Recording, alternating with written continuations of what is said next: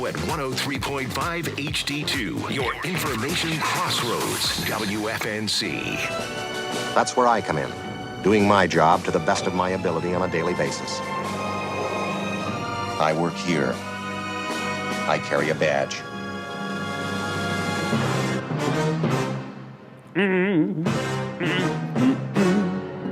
My name is Friday.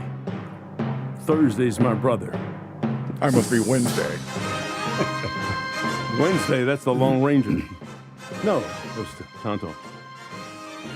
We have Sergeant ANTOINE KINCADE for the Fayetteville Police Department. That's just one thing. But in here, in this studio, you have the hat of the liaison of the Fayetteville Cumberland County Crime Stoppers Association. You have the whole world in your hand. The weight of your shoulders are here in terms of bringing justice and the American way.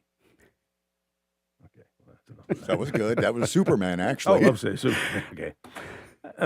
ANTOINE, it's good to have you here. It's good to be here, sir. Good morning. You know, you come here every week, and you have a Crime Stoppers Crime of the Week, and I'm going to let you get right to it because I'm going to be giving you the boot real quick. Outstanding. Well, good morning.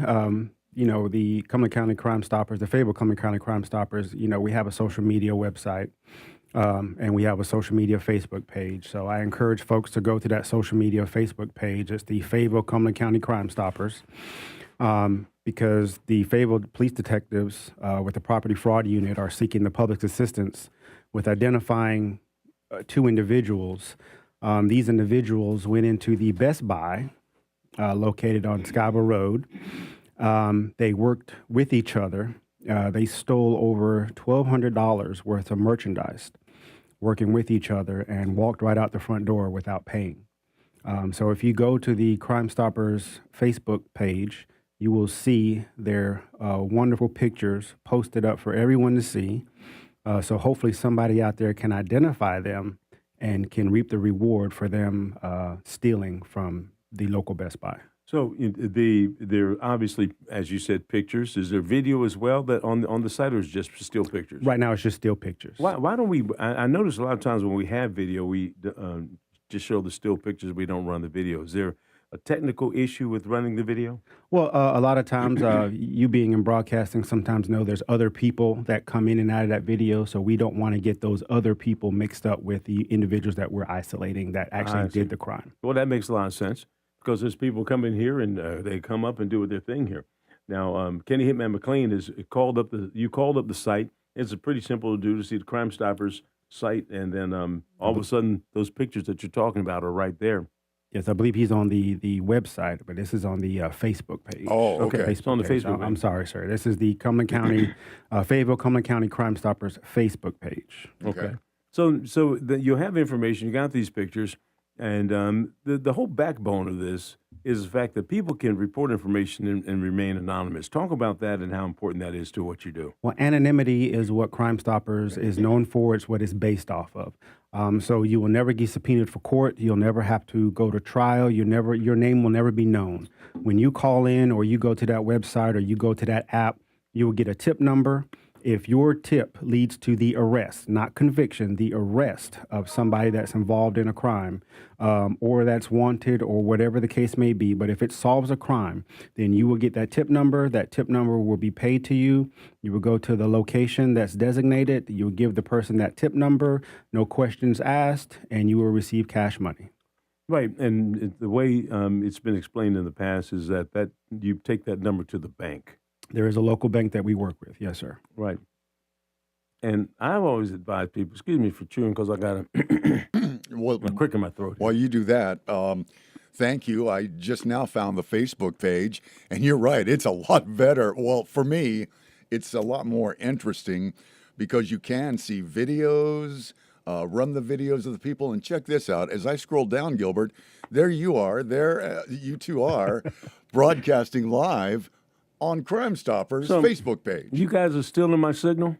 No, sir. No, sir. Not at all. Not at all. Why would we do that? Why would we do that? I believe that's an older interview that we had. Oh, I see. It was last week. Okay. I have different clothes on. Yeah. Well, that's good. At least I changed and I washed too. So we'll see today's up there in just a little while, probably. Well, but you know Yes, what? sir. And look, and ANTOINE, we encourage you to do that. That's the whole purpose of this. How many different layers? Because we got to meet people where they are. They're on their social media pages. Yes.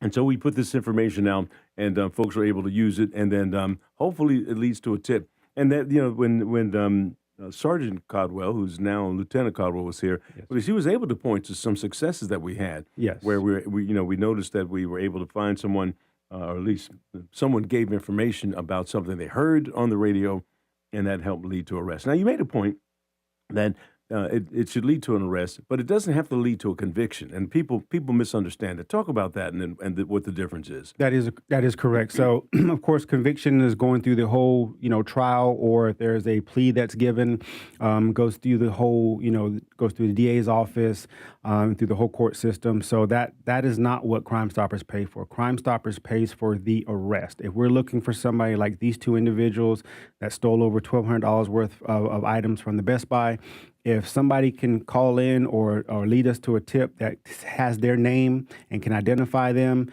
which leads to charges being brought on them, these are felony charges, charges being brought on them, then they will get cash money. Well, so like I said, it's just an arrest. Explain the difference between felony charges, because does it have to do with the amount was stole, or why is it not a misdemeanor as opposed to felony charges? So in this particular case, it is the amount that's taken. It's over $1,000. So anything over $1,000, 1,001 penny.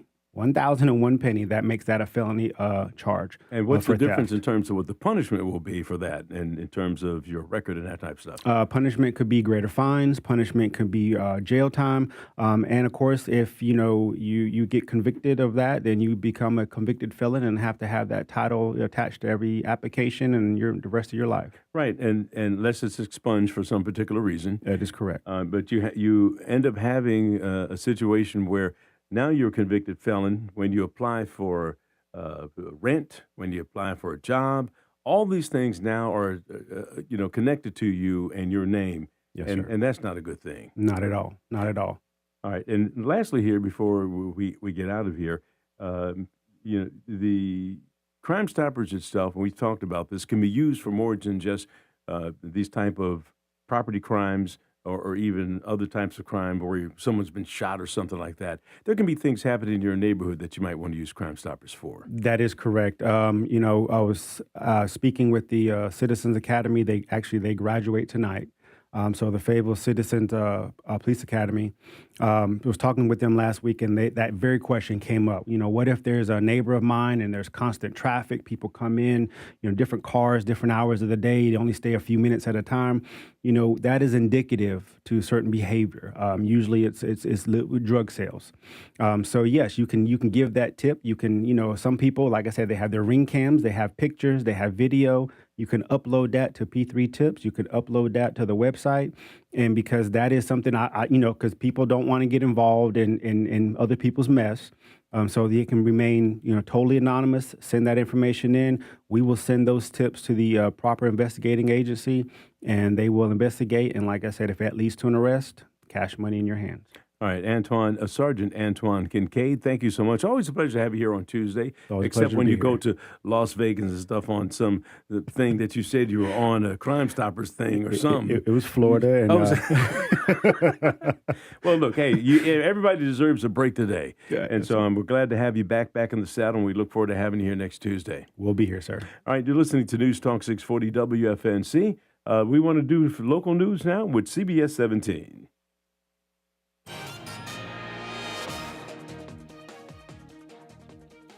Good morning from the CBS 17 newsroom. I'm Bill Young. Details continue to emerge in the case of a Fayetteville mom charged in the death of her own children after police say she was driving 111 miles an hour when she hit a tree.